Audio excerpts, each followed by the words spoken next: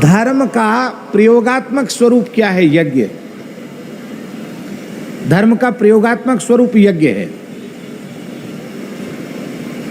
अब देखिए, यज्ञ करता कौन है? ब्रह्मा जी के अंगुष्ठ से उत्पन्न दक्ष, जो प्रजापति नायक है, द्वितीय ब्रह्मा के समान जो है, वो कर्मकांड का निष्णात विद्वान, वो यजमान है। क्रिया दक्षो दक्षा, जो कर्मकांड में दक्ष है। और आचार्य कौन है? यज्ञाचार्य कौन है? भृगु जी।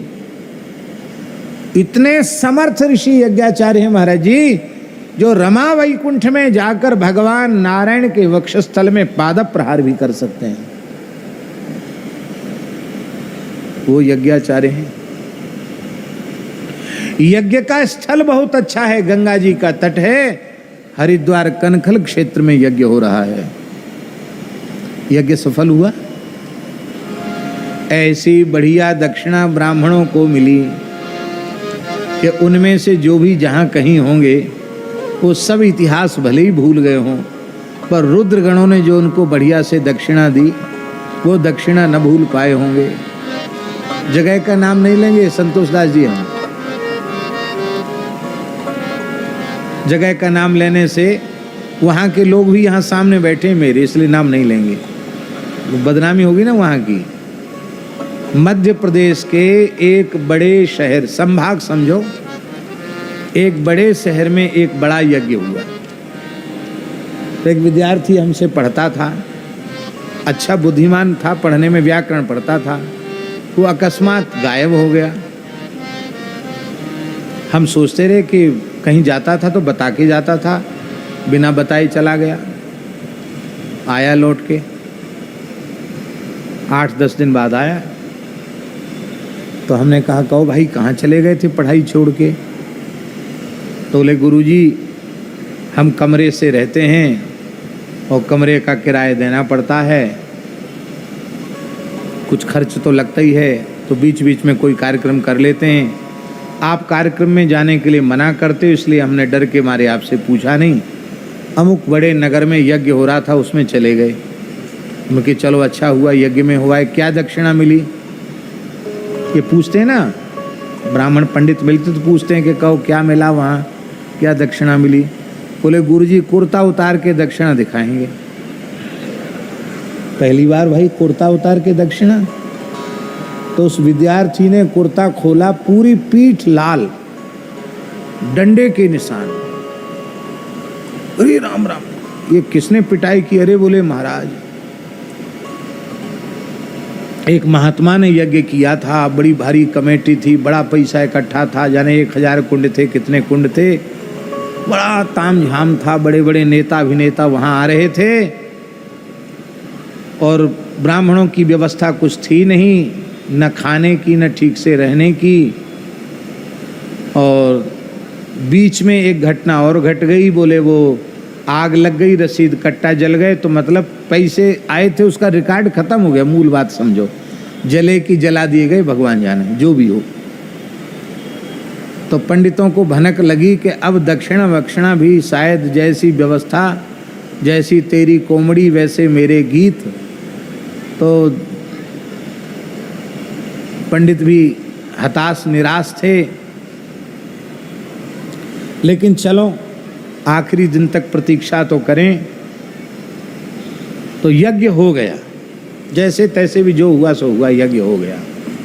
अब आई दक्षिणा की बारी, तो आयोजकों ने हाथ खड़े कर दिए, बोले नहीं है दक्षिणा वक्षिणा, ऐसी ले लो, भोजन किए हो, जाओ किराया ले लो, जाओ। सो ब्राह्मणों ने, वह तो संख्या बड़ी थी ब्राह्मणों की, उन्होंने तुरंत झंडा ऊंचा किया, यज्ञ नहीं यह धंधा है, बाबा नहीं यह गुंडा है, ये नारा उन्होंने निकाला। और महाराज टोली बना करके सब नारेबाजी करने लगे। बाबा जी बड़े प्रभावशाली थे, हो सकता है प्रदेश के गृह मंत्री तक या मुख्यमंत्री प्रधानमंत्री तक उनकी पहुंच होगी। पता नहीं कौन सा उन्होंने फोन खटखटाया कि यज्ञ में उपद्रव हो सकता है, मारधाड़ हो सकती है, और तत्काल पुलिस आ गई। तत्काल पुलिस आई और बोले महाराज पुलिस आई और हम लोग तो हल्ला मचा ही रहे थे, ऐसी मार पड़ी, ऐसी दक्षिणा मिली कि किराया भी नहीं मिला महाराज वहां से।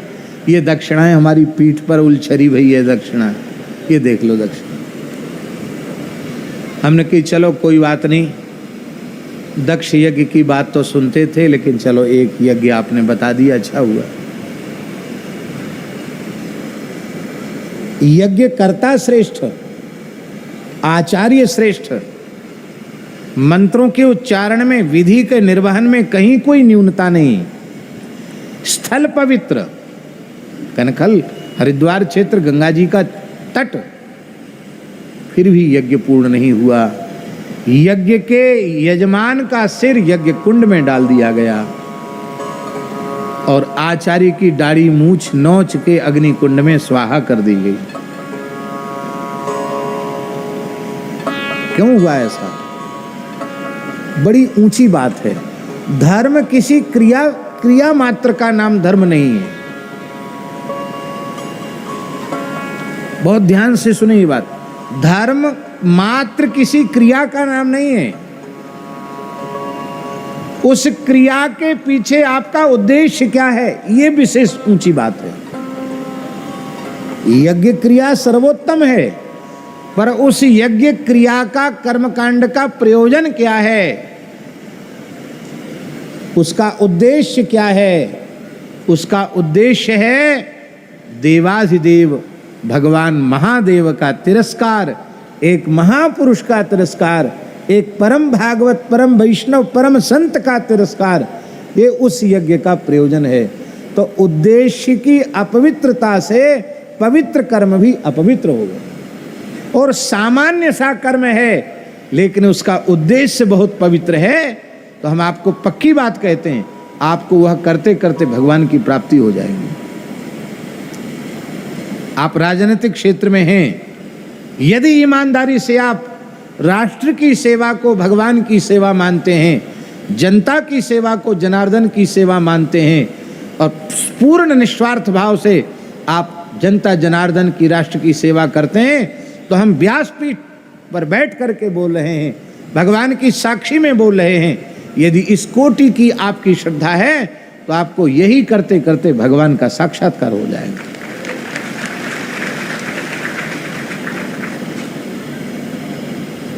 चिकित्सक यदि पक्का मन में कर ले कि हम किसी मरीज का इलाज नहीं, इन रूपों में हम भगवान की सेवा कर रहे हैं, आपको इलाज करते करते भगवान की प्राप्ति हो जाएगी।